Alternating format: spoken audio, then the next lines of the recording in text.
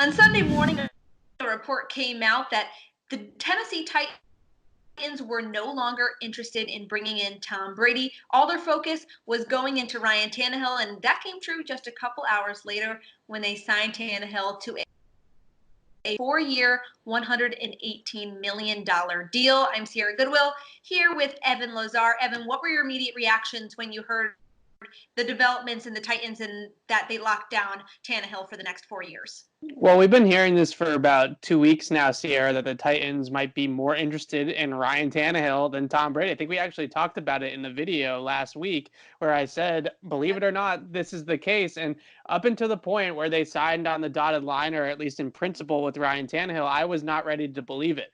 I was like, they're really going to lock themselves into Ryan Tannehill over Tom Brady. This is actually going to happen. And that's where we're at. And good for Tannehill. You know, he cashes in on a nice deal.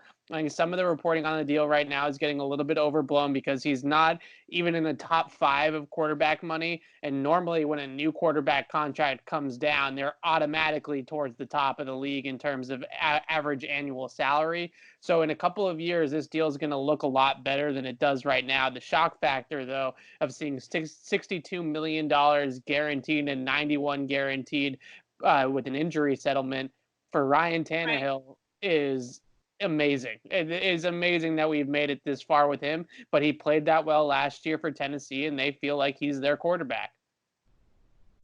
What does this do for Tom Brady's market around the rest of the league? What message does this send? Do you think this makes any other league kind of take a step back and say, maybe we shouldn't be all in on Brady, or do you think it doesn't affect his market at all?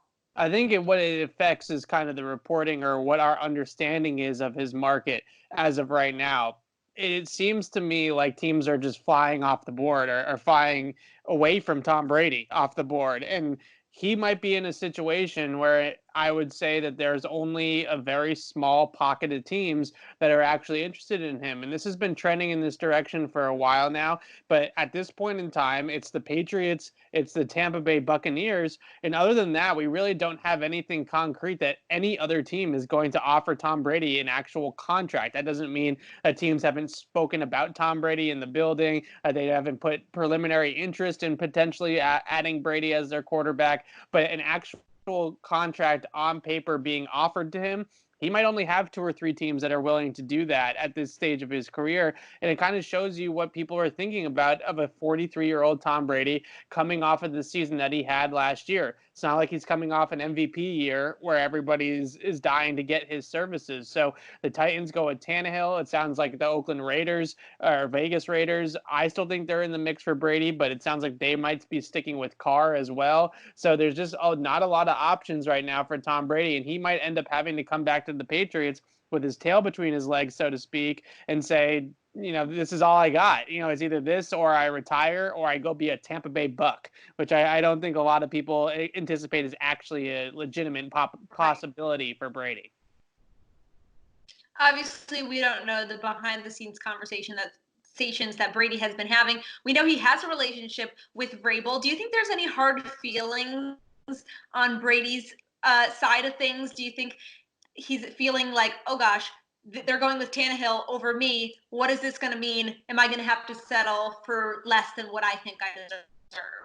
Well, I think the shocking thing about the whole Vrabel thing is just that it sounded to me like 2 things. One, the Titans were using Brady as leverage with Tannehill, not the other way around. So Brady was being leveraged by his buddy Mike Vrabel in this situation, where all that reports and all the interest and the FaceTime call at the basketball game and all that stuff was all as a negotiating tactic to get a number that the Titans were comfortable with Tannehill, not with Brady. So that part of it I do think is interesting, that Brady is being used as a negotiation chip by a lot of these teams right now in negotiations with current quarterbacks, with current players on their roster. So I think that Brady's in a situation where the Patriots and Belichick might have, like they always do, pegged this market perfectly. I think that they've known all along that it wasn't going to be a robust market for Brady, and Belichick might have nailed this. And they might get into a situation where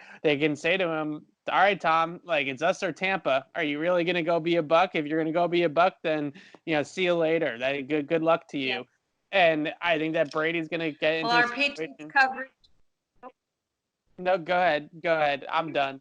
I said enough. Sorry, that was me cutting you off, Yeah. Evan. Sorry, Yeah. without knowing it. But what I was going to say is our Patriots coverage is not stopping because NFL free agency is just around the corner, and there's bound to be some craziness that's going to go down. So stay up to date with all of our content on our website at clnsmedia.com and on our YouTube channel at CLNS Media.